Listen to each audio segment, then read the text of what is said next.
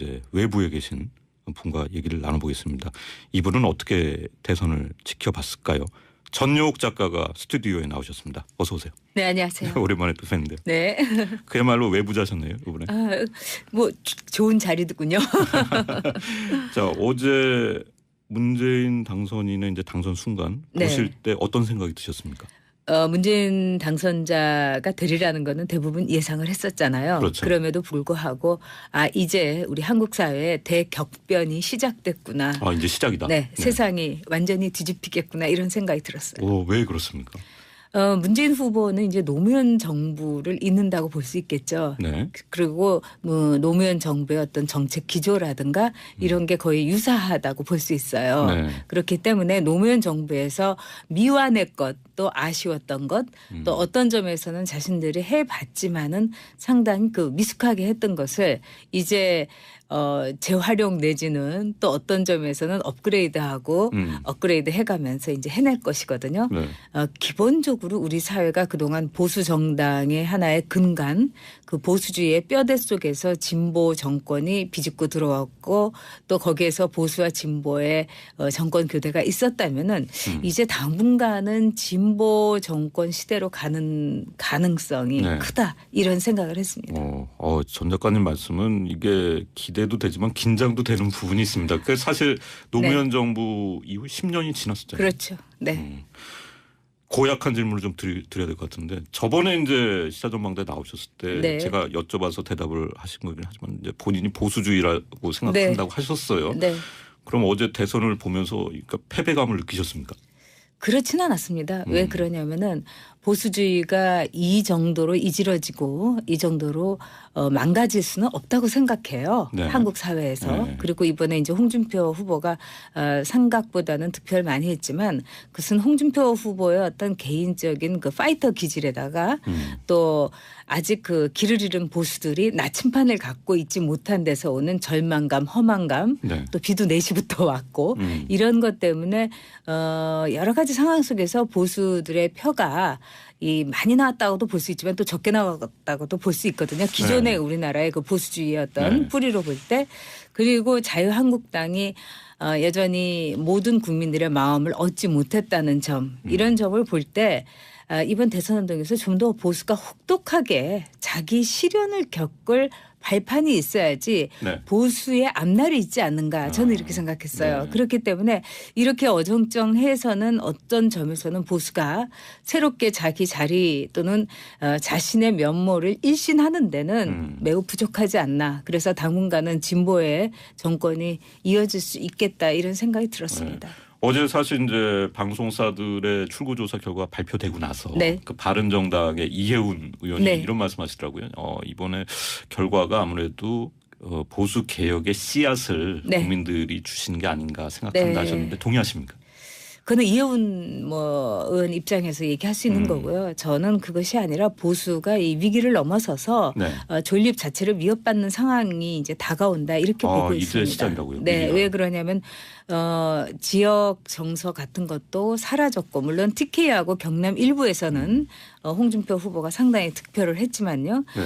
또 유승민 후보의 득표라는 거는 유승민 후보가 매우 영민하고 똘똘하게 TV 토론을 잘하기는 했습니다. 네. 그렇지만은 지지율이 오르지 않았어요. 어떻게 해서 올랐냐. 거기에 탈당파가 자유한국당으로 다시 컴백을 하는 걸 보고 국민들이 화도 나고 왜냐하면 탄핵에서 비롯된 대선인데 그것을 또 다시 자기 부정을 하고 들어가는 거에 대해서 국민들이 납득을 못하신 거 아니겠습니까? 그러면서 유승민 후보와 바른정당에 대한 상당한 동정표가 갔다고 생각을 해요. 그래서 그 기반은 매우 허술합니다. 그리고 받은 득표로 볼 때는 아마도 바른정당에서 이대로 가기는 굉장히 힘든 득표라고 저는 생각을 합니다. 그렇군요. 아쉬운 결과로. 냉정하게 봐야죠. 그렇군요. 홍준표 후보가 24% 득표율을 기록을 했어요. 네. 이게 일단 2위 싸움에서는 안철수 후보한테 이긴 건데 그렇죠. 어떤 의미가 있습니까? 이것은 아무래도 우리나라에서 이 보수 지지자들이 여전히 이제 수적으로 건재하고 있다는 것. 그다음에 문재인 후보에 대한 어떤 비토 문재인 견제, 문재인 거부층의 하나의 결집이다 이렇게 볼 수가 있겠죠. 홍준표 후보나 자유한국당이 좋아서 찍은 것이 아니라요. 아 그렇군요. 알겠습니다. 제가 너무 냉정하게 얘기하나요? 아닙니다. 그런 말씀을 사실 기대했었습니다. 사실 이제 SBS 대선 주자 국민 면접에 참여를 하셨어요. 네. 그리고 당시 이제 5명 후보를 만나보시기도 했고, 물론 이제 문재인 당선인을 직접 보셨습니다. 네. 그 전에도 인연이 있으셨어요? 그 전에는 이제 몇 차례 이제 공식 석상이나 네. 그래서 인사는 나눈 적이 있지만 그렇게 녹화를 듣는 한 너댓 시간을 네. 아주 이렇게 그 박앵카하고 저처럼 이렇게 가까운 자리에서 본 적은 없었죠. 네. 어떻게 평가하십니까?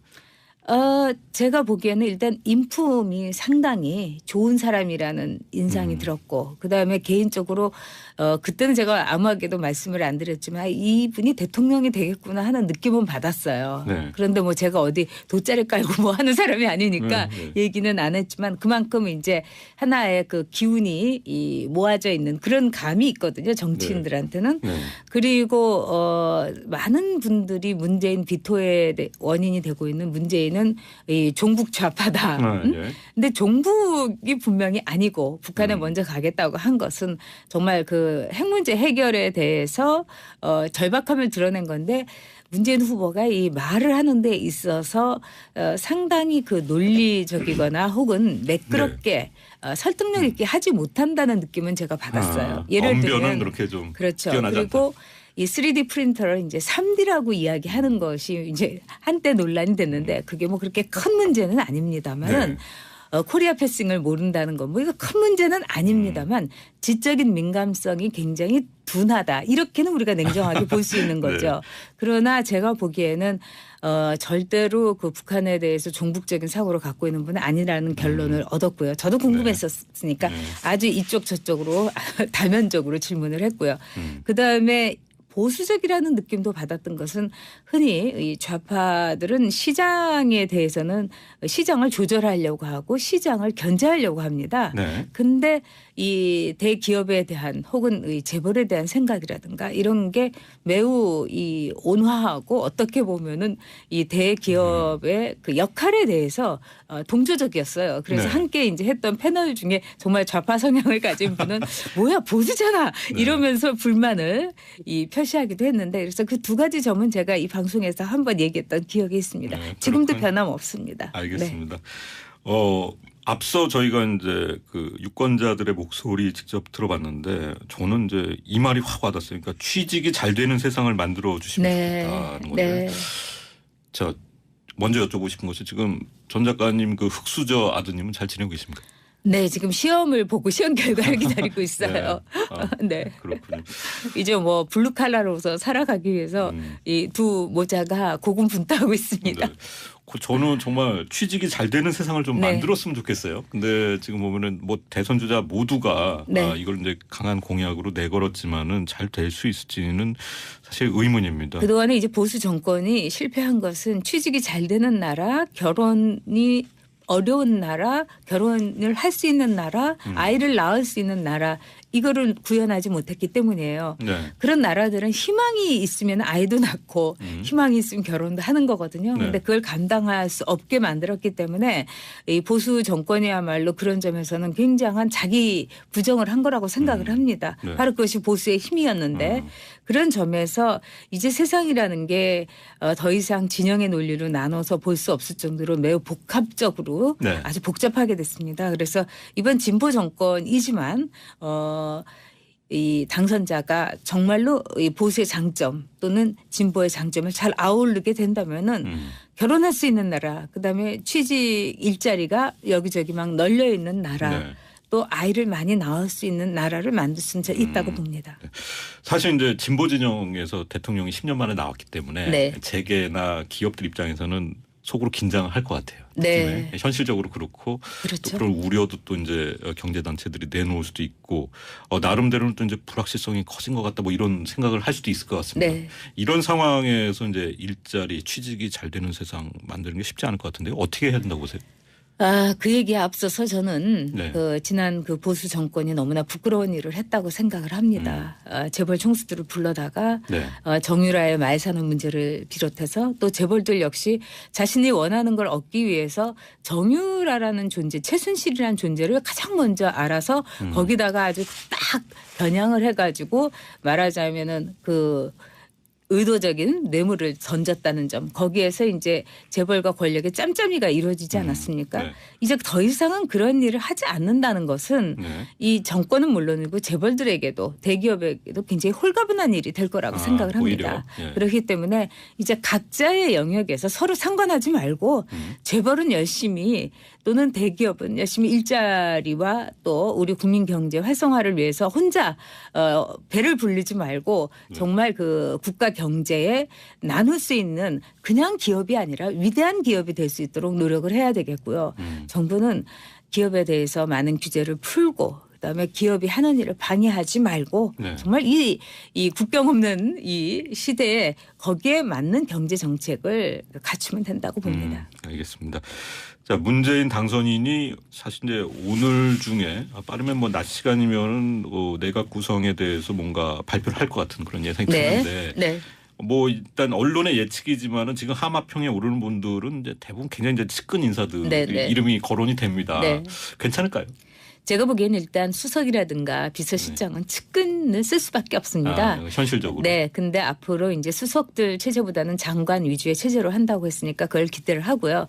그다음에 가장 중요한 것이 이제 상징성이 있는 것이 국무총리 아니겠습니까? 그렇죠. 그래서 국무총리의 경우에는 우리 사회의 불평등을 해소했다는 느낌을 받는 지역 안배를 고려한 인사였으면 저는 합니다. 지역 안배도 고려하고. 당연히 고려해야죠. 왜 그러냐면 지난 보수 정권에서 지역 안배가 안 됐습니다. 네. 그거는 참 보수주의자로서 부끄러운 일이에요. 보수주의자들은 그런 지역이나 이런 것보다는 늘 실력을 따지는 특성을 갖고 있는데 우리나라의 보수는 진짜 보수가 없어요.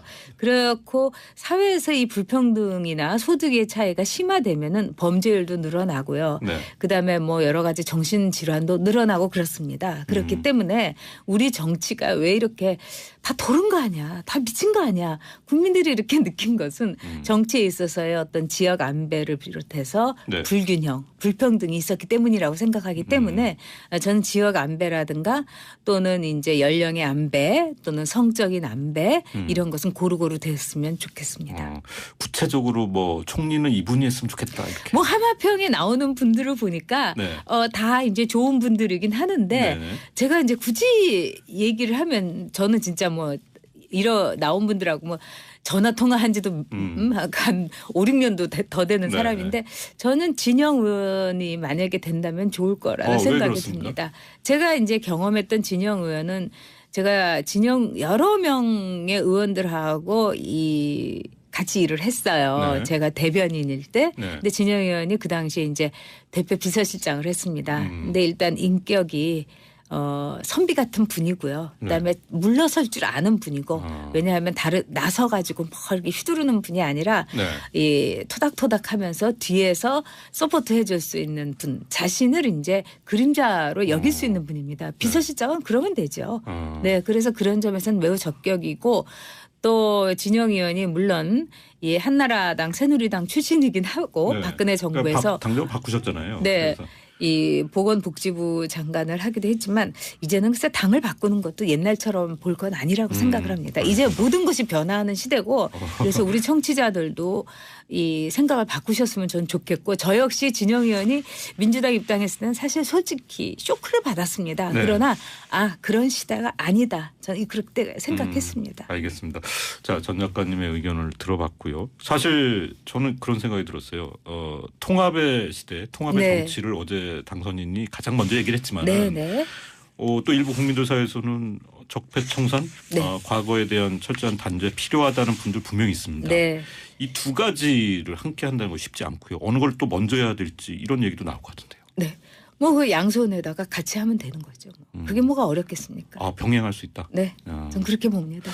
자연스럽게 좀 이른 감이 있기도 하지만은 네. 박근혜 전 대통령에 대한 어떤 이제 시기라도 이제 사면 조치 이런 얘기도 나오는데요. 그거는 안 했으면 좋겠습니다. 왜 그러냐면 네. 우리가 근본을 잊지 말아야 되고 어떻게 해서 이번 대선이 이루어졌는지를 잊어서는 안 됩니다. 이건 어디까지나 탄핵 이게 상황 속에서 국민의 이득을 위해서 국가의 이익을 위해서는 박근혜 전 대통령을 파면해야 된다는 헌재의 판단. 네. 이것은 곧 국민의 판단이었습니다. 그렇기 때문에 섣불리 뭐 사면해주고 이럴 것이 아니라 모든 것을 밝히고 네. 거기에 대해서 이 계산할 건 계산하는 것이 저는 네. 정당하다고 봅니다. 그러면은 이제 재판이 끝나고 구형 또 형이 확정된 뒤에 네. 이때는 거론할 수 있다고 보세요? 글쎄 그때도 저는 어렵다고 생각을 합니다만 네. 왜냐하면은 이제 우리가 법치라는 이름을 엄중함을 알아야 됩니다. 법치가 아니라 정말 사치를 했던 박근혜 대통령 아니겠습니까? 개인으로서도 제가 보니까 최순실이 갖다 바치는 그 사치스러운 물건들 이런 것도 저는 별로 기분 좋지 않았고요. 네. 또한 그야말로 대통령이라는 이 대한민국이라는 세계가 알아주는 이 큰 나라 국민들이 당대에 이렇게 이룬 위대한 나라를 박근혜 대통령이 연설문부터 시작을 해가지고 잠옷, 주스, 뭐 이 사적인 인적 그 뭐 비선 진료 또는 인사 추천까지 그 최순실이 나라인 하느라고 밤잠을 못 잤다고 하지 않습니까? 알겠습니다. 이 부끄러운 시대는 저는 우리가 오래 기억해서 확실하게 없애야 된다고 생각합니다. 알겠습니다. 심상정 후보를 좀 개인적으로 아십니까? 잘 알죠. 네. 뭐 얘기도 좀 친한 사이세요? 친하죠. 네, 네. 저 이번에 심상정 후보 굉장히 열심히 하셨고 좋은 네. 평가 많이 받았습니다. 네. 또 정책도 굉장히 이제 약자를 생각하는 마음이 좀 그래요? 체화돼 있다 이런 네. 평가를 받으셨는데 결과를 어떻게 보십니까? 저는 굉장히 훌륭한 결과를 훌륭한 후보가 얻었다 이렇게 생각을 합니다. 그렇군요. 이게 지지율 수치면에서는 좀 만족하지 못할 수도 기대보다는 있잖아요. 못했지만은 이제 뭐 지켜주지 못해서 미안하다고 이 후원금이 이제 밀려들었다고 하는데 아마도 이제 소신 투표를 하고 싶었던 수많은 분들이 네. 이 상황 속에서 이제 뭐 밀린다 뭐 또는 이제 위기의식을 고취하는 문재인 후보 진영에 대해서 이제 마지막에 이제 그쪽으로 쏠렸던 게 아닌가 저는 싶기도 합니다. 그러나 이제 심상정 후보가 그 지난하고 그 어려운 상황 속에서 진보당의 가치, 이 노동의 가치를 이 시대에 제대로 알렸다는 것은 네. 굉장히 큰 의미가 있었고요. 또 준비된 후보라는 걸 보여주지 않았습니까? 사실은 노동이 사라지는 시대라고 봐야 돼요. 네. 노동이 당당한 시대라고 캐치프레이즈를 하긴 했지만 제4차 혁명 시대에 심상정 후보가 이제 기본소득에 대해서도 이제 많은 걸 얘기했는데 일론 머스크가 이제 테슬라의 CEO인 일론 머스크가 이런 얘기를 했잖아요. 이제 이 로봇이 인간의 노동력을 대신하기 때문에 당연히 기본소득을 쓸모없는 인간들에게 해줘야 되는 시대다. 네. 미국 같은 데서 이런 얘기가 나왔는데 우리도 준비를 해야 된다고 봅니다. 변화라는 거는 아까 제가 말씀드렸지만은 왔다 하면은 완전 뒤집히게 오는 것이기 때문입니다. 네. 그렇기에 더욱더 저는 이번에 심상정 후보가 내놓은 공약에 대해서 눈여겨보고 이 가슴으로 그 공약을 받아들였습니다. 네, 그랬군요. 자, 보수의 위기는 이제부터 시작될 거라는 말씀하셨어요. 근데 지금 나오는 얘기는 일단 바른정당이 뭐 어떻게 보면은 큰 성과를 내지 못했기 때문에 네. 당의 존립 위기를 맞을 수도 있다 이런 분석도 뭐 일부 전문가들이 하시는 것 같아요. 네. 어떻게 보십니까? 그럴 수밖에 없죠. 왜 그러냐면은 일단 득표율이 정말 두 자리로 나왔다면 모를까. 그거는 아니었고 그다음에 이제 지금 이제 유승민 후보는 상당히 좋은 모습 또 이제 아주 신선하고 풋풋한 어떤 보수의 새싹을 보여주기는 했습니다. 네. 그러나 새싹으로서 이 난관과 위기를 뚫고 나가기에는 매우 어렵죠. 당장 내년에 지자체 선거가 있습니다. 그렇기 때문에 지방 의원들이라든가 지자체의 장이 되려는 사람들의 경우에는 자유한국당하고의 이 텃밭을 나누는 과정 속에서 네. 갈등을 할 것이고 상당한 이동이 있을 수가 있습니다. 그래서 당의 어떤 기초부터 다시 갈지 않으면 안 되는 지금 이제 불이 한바탕 이제 질러진 화전민의 땅이다 이렇게 봐야 되겠죠. 네. 새 정부가 오늘 출범합니다. 만약에 문재인 당선인이 지금 이 자리에 함께 있다면은 뭐 전 작가님 잘 아시는 이제 냉정한 직언 하신다면은 어떤 말씀하실 것 같아요? 한 사람의 대한민국의 국민에 불과합니다. 당신을 죽이시고 국민들을 살리십시오. 당신을 죽이신다는 게 무슨 의미인가요? 겸손해야 된다는 거죠. 네. 권력자로서 자신을 죽이고 오로지 국민만 섬기는 정치인으로서 5년을 가시면은 큰 성과가 있을 거라고 생각합니다. 어제는 축배를 드셨지만 아마 오늘 아침부터는 독배를 드실 정도로 엄청나게 힘든 상황일 겁니다. 그래서 저도 국민의 한 사람으로서 한 1년 동안은 늘 다독이고 문재인 당선자를 성원하도록 하겠습니다. 왜냐하면은 문재인 당선자가 선장이 된 이 즈음에 잘해야지 우리들이 편안하고 우리 국민들의 눈물과 그동안의 참담함과 황당함이 씻어지리라고 봅니다. 그래서 무거운 어깨를 늘 생각하시고 뒤를 돌아다 보시고 그리고 자신에게 언제나 쓴소리를 할 수 있는 사람을 가까이 두시기를 바랍니다. 네, 그렇군요. 개인적인 질문이지만 이제 보수의 개혁이 필요한 시점입니다. 혹시 전 작가님 뭐 현실 정치로 다시 복귀하실 생각도 있으십니까? 저는 오늘 제가 참 마음속에 있는 말씀을 우리 오로지 청취자 여러분들을 위해서 드렸습니다. 제가 지금 뭐 문재인 후보에게 뭐 아부할 것도 아니고 그렇다고 뭐 이 자유한국당에 어떤 뭐 생각이 있는 것도 아니고 오로지 이런 역할이 저는 중요하다고 생각합니다. 그래서 저는 이런 정치를 하겠습니다. 그러니까 저는 뭐 입당이라든가 또 다시 정치권에 돌아가고 싶지가 않고요. 네. 이 역할도 뭐 다른 의미가 있지 않을까 싶습니다. 오늘 말씀 잘 들었습니다. 네. 전용욱 작가와 얘기 나눠봤습니다.